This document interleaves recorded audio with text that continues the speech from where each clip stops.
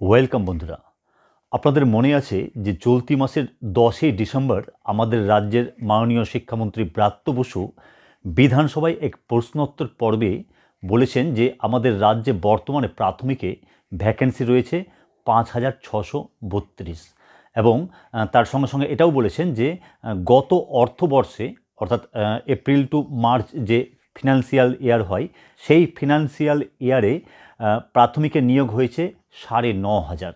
আর এই যে তথ্যটা তিনি দিয়েছেন সেখানেই আসল খেলাটি রয়েছেন। হ্যাঁ বন্ধুরা, আপনারা প্রত্যেকেই জানেন যে 2022-এর টেট পাস প্রার্থীদের সঙ্গে সঙ্গে বাকি টেট পাস প্রার্থীরা যেভাবে 50,000 ভ্যাকেন্সির দাবিতে রাস্তায় আন্দোলন করছেন, বিভিন্ন জায়গায় ডেপুটেশন দিচ্ছেন, সেই জায়গায় আমাদের রাজ্যের শিক্ষামন্ত্রী ঘোষণা করছেন যে রাজ্যে বর্তমানে প্রাথমিকের শূন্য পদ রয়েছে 5,632। তাহলে ব্যাপারটা বুঝুন, যেখানে 50,000-এর দাবি করা হচ্ছে যে 50,000 ভ্যাকেন্সি বর্তমানে রয়েছে সেটা যেন পরবর্তী নিয়োগে দেওয়া হয়, সেখানে শিক্ষামন্ত্রী বলছেন যে ভ্যাকেন্সি মাত্র 6,000-এর মতো। তাহলে ব্যাপারটি কি দাঁড়ালো? মানে রাজ্যে কি তাহলে মাত্র 6,000-এর মতো ভ্যাকেন্সি রয়েছে বিভিন্ন প্রাথমিক বিদ্যালয়ে? তাহলে এতদিন ধরে যে ভ্যাকেন্সিগুলো জমা পড়ে রয়েছে তার সঙ্গে সঙ্গে সবচেয়ে বড় যে পয়েন্টটা, যে রাজ্যে প্রায় 80 থেকে 85% প্রাথমিক বিদ্যালয়ে কিন্তু পঞ্চম শ্রেণীকে অন্তর্ভুক্ত করা হয়েছে এবং আগামী সেশনে প্রায় 100% করে দেওয়া হবে।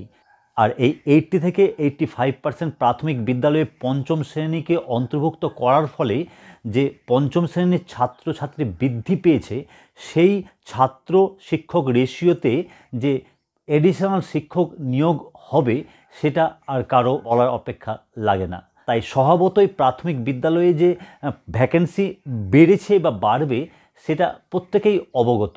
আর এই রকম মুহূর্তে শিক্ষামন্ত্রী বাড়া তো দূরের কথা, আরও কমিয়ে বলছেন যে রাজ্যে বর্তমানে প্রাথমিক বিদ্যালয়ে ভ্যাকেন্সি রয়েছে 5,632। আর এই জায়গায় যারা দীর্ঘদিন ধরে প্রাথমিক বিদ্যালয়ের জন্য প্রস্তুতি নিয়ে আসছেন, মানে ইন্টারভিউয়ের প্রিপারেশন নিচ্ছেন বা রাস্তায় নেমে আন্দোলন করছেন, তাদের মনোবলটা যে কোন জায়গায় গিয়ে দাঁড়াবে সেটা আর বলার অপেক্ষা রাখে না।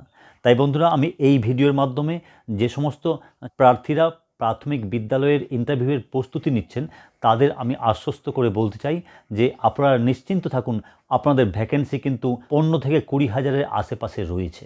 তবে কতটা ভ্যাকেন্সির উপরে নিয়োগ করবে সেটা কিন্তু সম্পূর্ণভাবে সরকার ও পর্ষদের উপরই ডিপেন্ড করছে। তবে আমি আশাবাদী যে ভ্যাকেন্সি শিক্ষামন্ত্রী যেটা বলেছেন তার ডবলের চেয়েও বেশি হবে, এই বিষয়ে কিন্তু আমি আশাবাদী। আপনাদের এই বিষয়ে কি মতামত বা আপনার কি মনে হচ্ছে যে কতটা ভ্যাকেন্সি হতে পারে, অবশ্যই কমেন্ট বক্সে কমেন্ট করুন।